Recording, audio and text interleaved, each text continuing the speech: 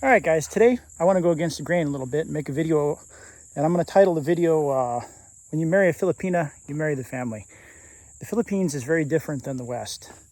And a lot of commenters, foreign people that come to the Philippines and people that get into relationships with Filipinos often have negative comments about the family. And mostly it's because they didn't do their due diligence. They don't understand that the culture here is very family centric, and they don't understand that all the hype says that people, the Filipina is going to be a better wife than a Western woman. Well, in some cases that's true, but in some cases it's not true. And you have to do your due diligence, and you have to know the family you're getting involved with before you commit.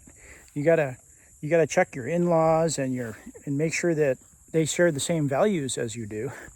And you gotta understand that you're in a different culture. When you come to the Philippines, you're in their culture and they do things differently. And the whole system here, the government, the whole culture here revolves around a different tradition than the West.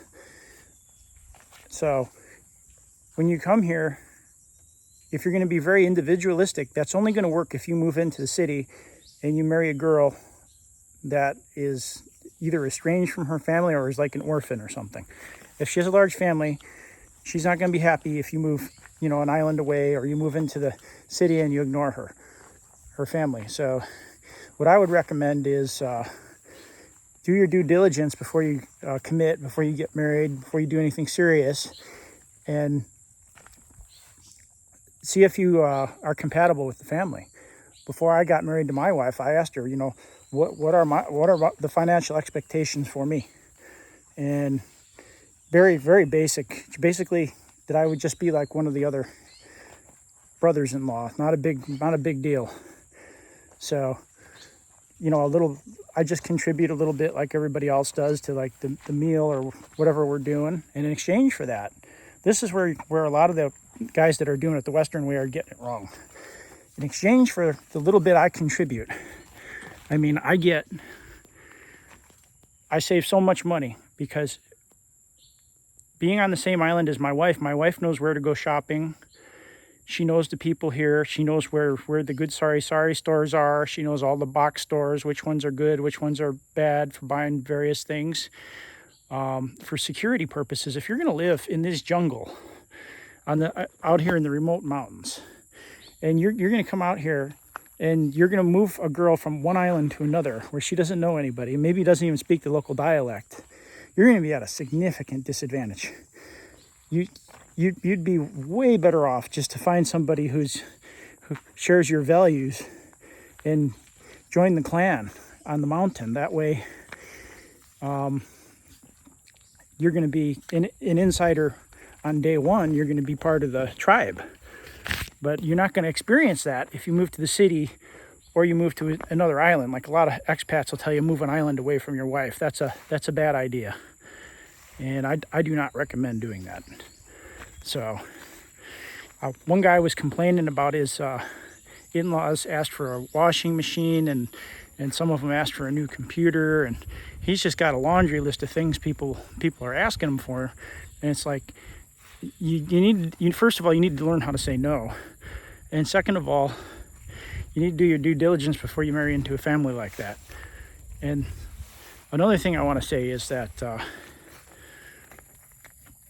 cost of living here is going to be very much dependent on whether you're paying that skin tax or whether you're paying the rates the locals pay.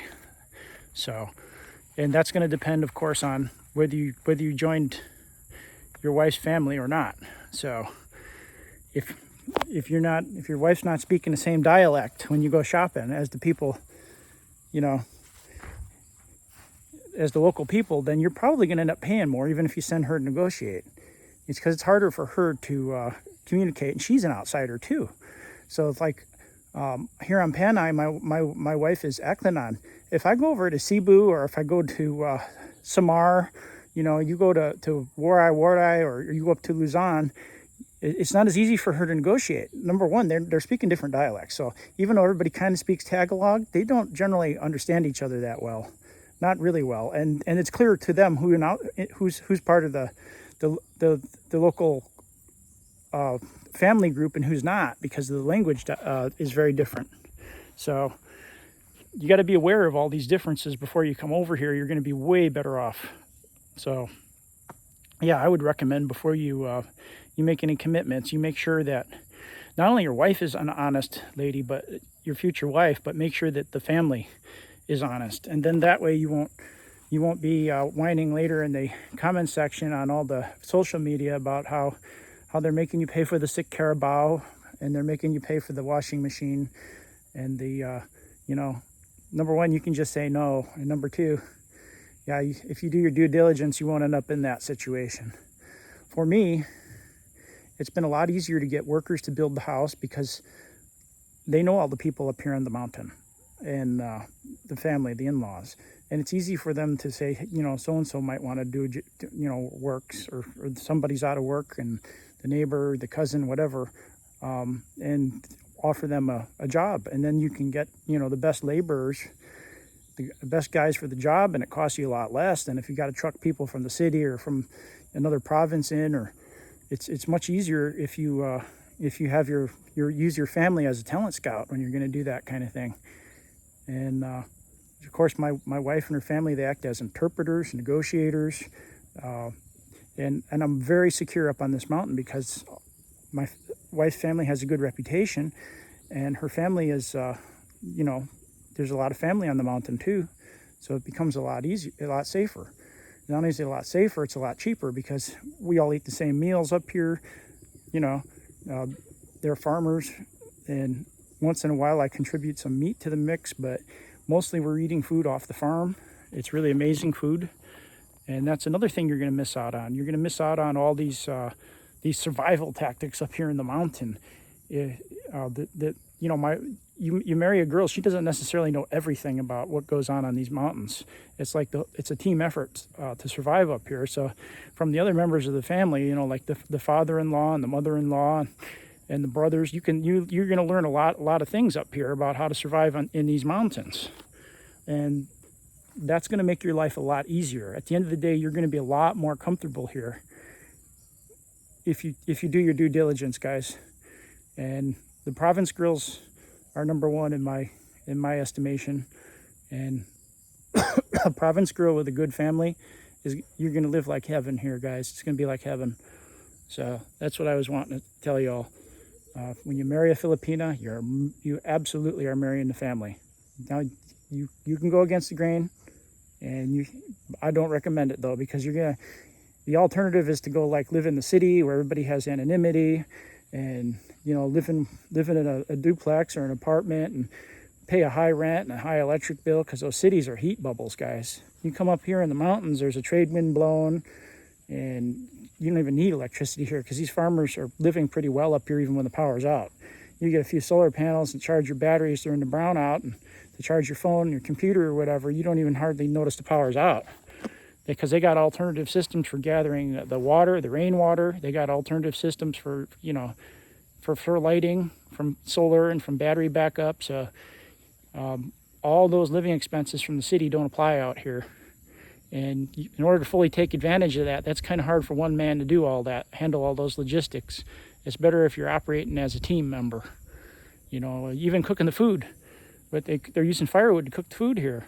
So, I go out and help chop the wood once in a while, but, they cook the food in one pot with the same firewood and save a tremendous amount of money because they don't even need cooking gas up here, guys. So it's much better if you don't go against the grain when you come to the Philippines and you just embrace the local culture. So, and I knew, I made a good guess that my wife's family was good. First of all, based on her, she's a good human being. I could tell that on the video calls and with our correspondence, because we met on a dating site. And then as she was telling me about her family, I realized her family, her father's a farmer, her mother's a farmer with really good old-time traditional values. And her siblings are good people. Some of them are pretty accomplished at their professions, and they're all good people. and her brother, one kuya is helping us build the house, and really highly skilled, got good skills in the trade school.